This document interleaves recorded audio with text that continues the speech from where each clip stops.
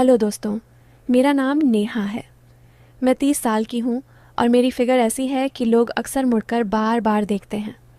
मेरी कमर पतली है और ऊपर नीचे सब कुछ ठीक ठाक है। मैं एक छोटे से गांव में रहती हूँ। मेरी शादी हो चुकी है, लेकिन पति शहर में नौकरी करते हैं तो मैं अकेली ही घर संभालती हूँ। उनकी कमी मुझे बहुत ज़्यादा ही महसूस होती है। कभी कभी रातें लंबी लगती हैं और सोचती हूँ कि कोई साथ होता तो कितना अच्छा लगता, वो मेरी रातों को हसीन बनाता। खैर, आज मैं तुम्हें अपनी एक कहानी सुनाने वाली हूँ जो मेरी और मेरे भांजे करण की है। करण मेरा बहन का बेटा है। 22 साल का जवान लड़का, लंबा चौड़ा और देखने में काफ़ी स्मार्ट। वो कॉलेज में पढ़ता है, लेकिन छुट्टियों में मेरे पास आ जाता है। शुरू करती हूँ। यह बात पिछले साल की है। जब करण गर्मियों की छुट्टियों में मेरे घर आया, मैंने सोचा अच्छा है, घर में कोई तो रहेगा वरना अकेलापन खाता है। करण ट्रेन से उतरा और सीधा घर आया। मैं दरवाजे पर खड़ी थी। गर्मी की वजह से पसीने से तर थी और मेरी साड़ी थोड़ी चिपक रही थी बदन से। वो आया, मुझे गले लगाया और बोला, मामी कितने दिनों बाद मिले। उसकी बाहें मेरे चारों तरफ थीं और मैंने महसूस किया कि वो कितना मजबूत हो गया है और बिल्कुल जवान मर्द जैसा भी। मैंने हंसकर कहा, अरे करण, तू तो बड़ा हो गया है, अब तो तेरी मामी को भी संभाल लेगा। वो उदय हंसा, लेकिन उसकी आंखों में कुछ था, जैसे वह मेरी बात समझ पा रहा हो कि मैं क्या कहना चाह रही हूँ। मैंने सोचा, चलो घर में माहौल अच्छा बनेगा। पहले दिन हम दोनों ने साथ में खाना बनाया। मैं रसोई में थी, आटा गूंथ रही थी। गर्मी ज़्यादा थी इसलिए मुझे गर्मी लग रही थी। कर्ण आया और बोला, मामी मदद करूँ? मैंने कहा, हाँ आजा, सब्जी काट। वो मेरे पास खड़ा हो गया, इतना करीब कि उसकी सांसें मेरी गर्दन पर लग रही थी। मैंने आटा गूंथते हुए कहा, कर्ण तू कितना बड़ा हो गया है, अब तो लड़कियां लाइन लगाती होंगी तेरे पीछे। वो हंसकर बोला, मामी लड़कियां तो हैं लेकिन कोई तेरी जैसी नहीं, तू तो हमेशा से स्पेशल है। उसकी बात में कुछ नरमी थी, जैसे वह शरारत कर रहा हो। मैंने सोचा ये लड़का क्या कह रहा है, लेकिन मैंने मजाक में कहा, अरे मामी को मत छेड़ वरना पकड़ लूंगी। वो बोला, पकड़ तो लो, देखें क्या होता है। हम दोनों हंसे, लेकिन मेरे मन में एक अजीब सी हलचल हुई। रसोई में वो सब्जी काट रहा था और मैं रोटी बेल रही थी। अचानक मेरी कोहनी उसके कंधों से टकराई और मैंने कहा, सॉरी करण, जगह कम है। वो बोला, कोई बात नहीं मामी, मैं तो तेरे पास ही रहना चाहता हूँ। उसकी आवाज़ में कुछ था जो मुझे सोचने पर मजबूर कर रहा था। खाना खाने के बाद हम छत पर बैठे। शाम हो रही थी, हवा चल रही थी। मैंने कहा, कर्ण तू कॉलेज में क्या क्या करता है? कोई गर्लफ्रेंड है? वो शर्मा कर बोला, मामी है लेकिन वो दूर रहती है। तू बता अंकल कब आते हैं? मैंने आह भरी। वो तो महीने में एक बार घर सोना लगता है और खासकर रात में। वो मेरे करीब सरक आया और बोला, मैं हूं ना मामी तेरे साथ, जो चाहिए वो बता। उसकी बातों में कुछ अलग लग रहा था। मैंने हंसकर कहा, तू क्या देगा, तू तो अभी बच्चा है। वो बोला, बच्चा नहीं हूँ मामी, देख तू। और उसने अपनी बाजू दिखाई, लेकिन मेरी नज़र कहीं और चली गई। हम दोनों ने रात तक बातें की और सोने गए। मेरे कमरे में एसी नहीं था, तो मैंने कहा, कर्ण तू मेरे कमरे में सो जा, वहाँ पंखा अच्छा है। वो मान गया। रात में मैं बिस्तर पर लेटी थी और वह मेरे बगल में। अंधेरा था, लेकिन उसकी सांसें सुनाई दे रही थीं। मैंने सोचा, क्या हो अगर वह हाथ बढ़ाए, लेकिन वह चुपचाप सो गया। अगले दिन सुबह उठी तो कर्ण पहले से उठा हुआ था। वह चाय बना रहा था। मैंने कहा, वाह कर्ण, तू तो बड़ा काम का है। वो बोला, मामी तेरे लिए कुछ भी। हमने साथ में नाश्ता किया।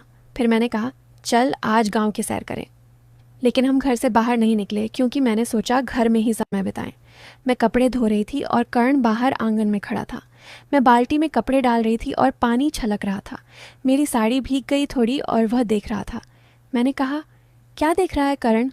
वो बोला, कुछ नहीं मामी, तू कितनी मेहनती है, मैं मदद करूं। वो आया और कपड़े निचोड़ने लगा। उसकी उंगलियां मेरी उंगलियों से छू रही थीं। मैंने कहा, कर्ण तू कितना केयरिंग है, तेरी बीवी खुश रहेगी। वो बोला, मामी बीवी से पहले तू है। उसकी बातें मुझे गुदगुदा रही थी। दोपहर में हम दोनों ने साथ में टीवी देखा। कोई प्यार की फिल्म चल रही थी। हीरो हीरोइन प्यार कर रहे थे और मैंने कहा, देख करण कितना प्यार है इनमें। वो बोला, हाँ मामी, लेकिन असली प्यार तो फैमिली में होता है जैसे हमारा। लेकिन उसकी आंखें टीवी से ज़्यादा मुझे देख रही थीं। शाम को मैंने कहा, करण आज मैं तुझे मालिश करूं। तू थक गया होगा ट्रेन से। वो बोला, हाँ मामी करना। वो बोला, मामी तेरे हाथ कितने नरम हैं और कर। मैंने मालिश की और वो आहें भर रहा था। मेरे मन में विचार आया कि ये कितना क्लोज हो रहा है, लेकिन मैंने खुद को रोका। रात में फिर साथ सोए। इस बार वो थोड़ा करीब लेटा। मैंने कहा, करण जगह बना। वो बोला, मामी ठंड लग रही है, गर्मी का मौसम था। लेकिन मैं चुप रही। रात भर मैं सोचती रही कि क्या हो रहा है। तीसरे दिन हमने घर की सफाई की। मैं झाड़ू लगा रही थी और करण पोछा कर रहा था। मैं नीचे झुकी थी और वो पीछे से आया। मैंने कहा, अरे सावधान करण। वो बोला, सॉरी मामी, लेकिन तू कितनी फ्लेक्सिबल है। मैं हंसी, लेकिन अंदर से गर्मी महसूस हुई। दोपहर में मैंने कहा, चल करण हम कुछ गेम खेलें। हम लूडो खेलने लगे। हर बार वह जीत रहा था और बोला, मामी अगर मैं जीता तो तू क्या देगी। मैंने कहा, जो तू कहे। वो बोला, एक चॉकलेट। मैंने हाँ कहा और वो जीता। उसने मुझे अपनी माँ की तरह गले लगाया लंबे समय तक। मैंने कहा, बस कर्ण। लेकिन वो बोला, मामी कितना अच्छा लगता है। शाम को हम बालकनी में बैठे। मैंने अपनी ज़िंदगी की बातें बताई, कैसे शादी के बाद अकेलापन है। वो बोला, मामी मैं हूं ना तेरे हर दुख में। उसने मेरा हाथ पकड़ा। मैंने छुड़ाया नहीं। रात में सोते समय वो बोला, मामी एक कहानी सुना। मैंने सुनी और वो मेरे कंधे पर सर रखकर सुन रहा था। चौथे दिन सुबह करण ने कहा, मामी आज मैं तुझे ब्रेकफास्ट बना कर दूंगा। वो रसोई में गया और मैं देख रही थी। वो अंडे फोड़ रहा था और मैंने कहा, कर्ण तू कितना स्किल्ड है। वो बोला, मामी तेरे लिए सीखा है। हमने साथ खाया और फिर मैंने कहा, चल घर के पीछे वाले बगीचे में जाएं। वहाँ फूल तोड़ रहे थे। मैं एक फूल तोड़ रही थी और कांटा चुभ गया। कर्ण ने मेरा हाथ पकड़ा। मैंने कहा, कर्ण क्या कर रहा है। वो बोला, दर्द कम होगा मामी। लेकिन अब मैंने कहा, ठीक है। दोपहर में हम किताब पढ़ रहे थे। मैं एक नवेल पढ़ रही थी और कर्ण ने पूछा, क्या पढ़ रही हो। मैंने कहा, प्यार की कहानी। वो बोला, मुझे पढ़कर सुना। मैंने पढ़ा और वो सुनते हुए मेरे करीब आ गया। शाम को हम योगा करने लगे। मैं स्ट्रेच कर रही थी और वह देख रहा था।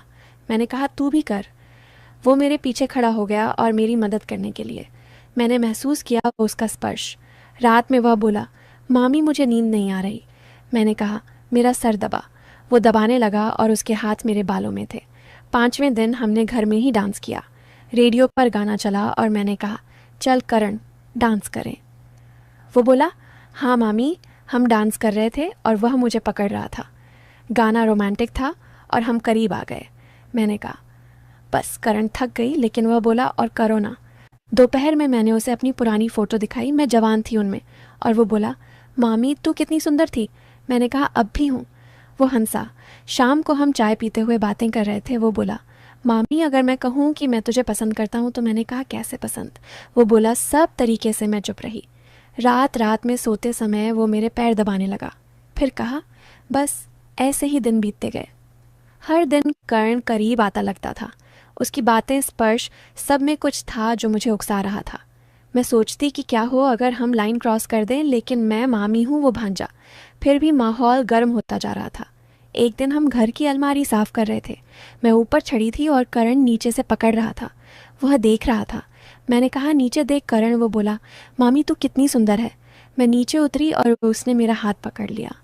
हम दोनों एक दूसरे की आंखों में देख रहे थे। लगा जैसे कुछ होने वाला है। लेकिन तभी दरवाजे पर दस्तक हुई। पड़ोसी आया था। दूसरे दिन कर्ण ने कहा, मामी आज मैं तुझे सरप्राइज़ दूंगा। वो बाजार से कुछ लाया लेकिन मैंने नहीं देखा। शाम को वह बोला, आंख बंद कर। मैंने की और उसने मेरे गले में नेकलेस डाला। मैंने कहा, ये क्या करण। वो बोला, तेरे लिए। मैं खुश हुई और उसे गले लगाया। उस रात वो बोला, मामी मैं तुझे कभी अकेला नहीं छोड़ूंगा। मैंने कहा, तू मेरा भांजा है, हमेशा साथ रहेगा। लेकिन उसकी आंखों में कुछ और था। धीरे धीरे छुट्टियां खत्म होने लगी। कर्ण उदास लग रहा था। एक शाम वो बोला, मामी मुझे तेरे बिना अच्छा नहीं लगेगा। मैंने कहा, मैं भी। वो मेरे करीब आया और बोला, क्या हम कुछ स्पेशल कर सकते हैं। मैंने पूछा, क्या। वो चुप रहा। रात में वो मेरे बगल में लेटा और हाथ मेरे कंधे पर रखा। मैं सिहर गई लेकिन हटाया नहीं। सोचती रही कि क्या होने वाला है। आखिरी दिन करण ने कहा, मामी मुझे कुछ बताना है। मैं डर गई। वो बोला, मैं तुझे बहुत प्यार करता हूँ, लेकिन जैसे मामी को। लेकिन मैंने देखा कि तू अकेली है तो मैंने सोचा तेरे लिए कुछ करूँ। मैंने कहा, क्या। वो बोला, मैंने तेरे लिए एक लड़का देखा है, मेरा दोस्त, वो तुझे खुश रखेगा। मैंने यह सब इसलिए किया ताकि तू समझे कि प्यार क्या है और अकेलापन दूर हो। मैं तेरे भांजे से ज़्यादा कुछ नहीं। मैं स्तब्ध रह गई। वो बोला, मैं जानता था कि तू सोचेगी कुछ और, लेकिन मैं बस तेरी मदद करना चाहता था। मैं रो पड़ी। उसने मुझे समझाया कि असली प्यार यह था। कर्ण गया, लेकिन अब मैं खुश हूँ।